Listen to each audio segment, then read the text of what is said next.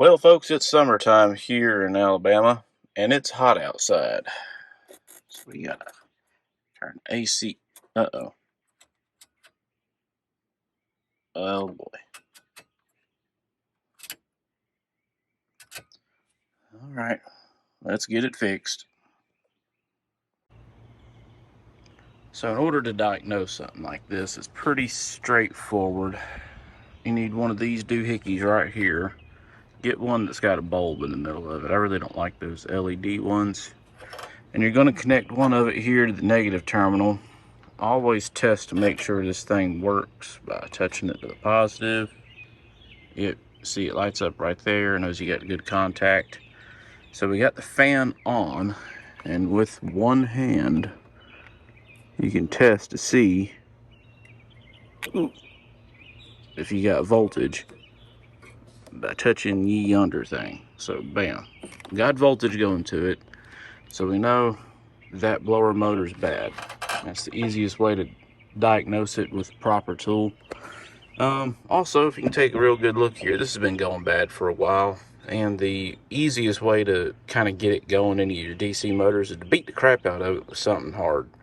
And I've been doing that for some time now, and it's finally just given up the ghost. So we're going to put a brand new blower motor on it, and a brand new blower motor resistor. That's that little plug way back there, that white one you can see back there. Focus.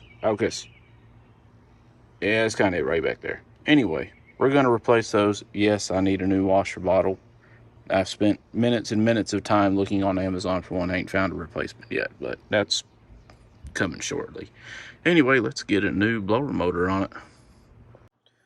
Alright, so anyway, there are 4 bolts right here, 5/16 bolts. Take all 4 of these out. Proceed to drop them on the ground, because if you're anything like me, you can't hold on to nothing.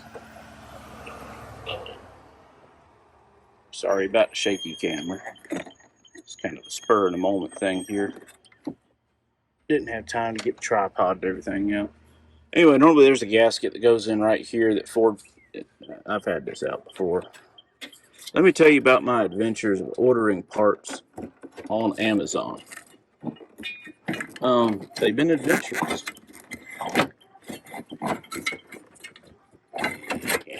Here. So this is why you gotta get the washer bottle out of the way in order to get room to get this thing out. Now, this little rubber doodad thingamabob right here, you gotta reuse this. So try not to tear it up. Anyway, yeah, you can see it in that. I mean, it's just wore out. It happens. But one important note to have for you here, folks, because this is a 97 model, if you go to Amazon or you ask your parts guys, if they're not knowledgeable about these old trucks, I think what's happening is a lot of times when you look up a 97 F350 or 250, even though this is an old body style truck, it's pulling up the next generation trucks, the Heritage, I think they call it. I don't remember. You can correct me in the comments here. So there's always a question of, does this rotate clockwise or counterclockwise? You can see right there in the Squirrel Cage, rotates clockwise. And of course that's kind of apparent if you look how this is done. The air has to blow in from the bottom of the cage down this here direction. It can't blow up through here. There's nothing there. So anyway, yeah, clockwise rotation fan, unlike all the counterclockwise ones that I've seen listed previously. So let's grab a fan, put her in the hole.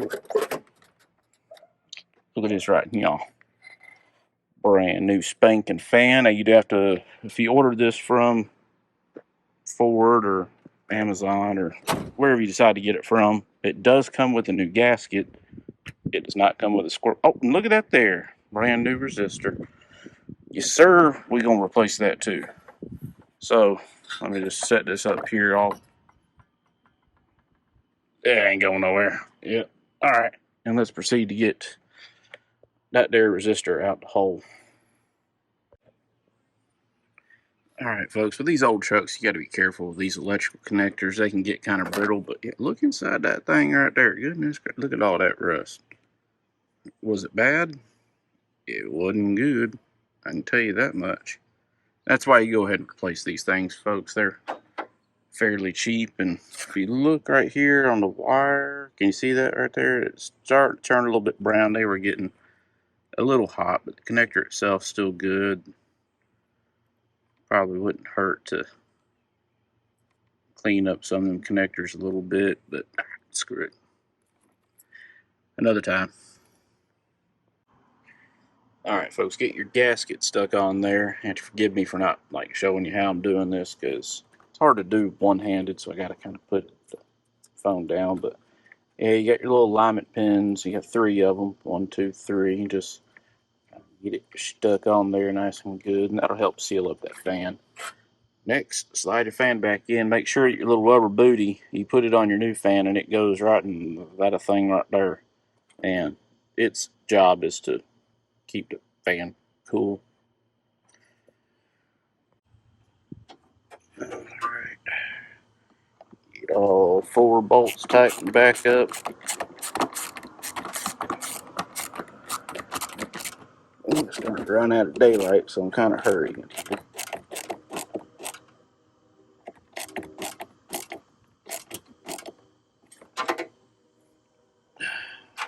Just snug. It's just going into plastic, folks. Don't get carried away. Plug your doodad thingy here in. That all nice and sound. Make sure your little rubber hose is connected on there. You ain't gonna be able to see that. It's under there. Yep, that's it. Put busted washer bottle back in the hole, and let's fire that Mamma Jam up. For those of y'all that are wanting to know about this thing, if you saw any of my earlier videos and wondering, hey, how well does that thing work? I don't know. Ever since I hooked it up, I've been plagued with vacuum leak problems ever since, and it's never actually worked. But in theory, it should work great. But let me put this back together real quick. Let's make sure the fan goes whirly whirl whirl. All right, folks, moment of truth. Oh, yeah, buddy. Oh, yeah. And with any luck, it actually blows cold, too. Hey, blowing anything's better than blowing nothing when it's 100 degrees outside. Anyway, I appreciate y'all watching. Thanks.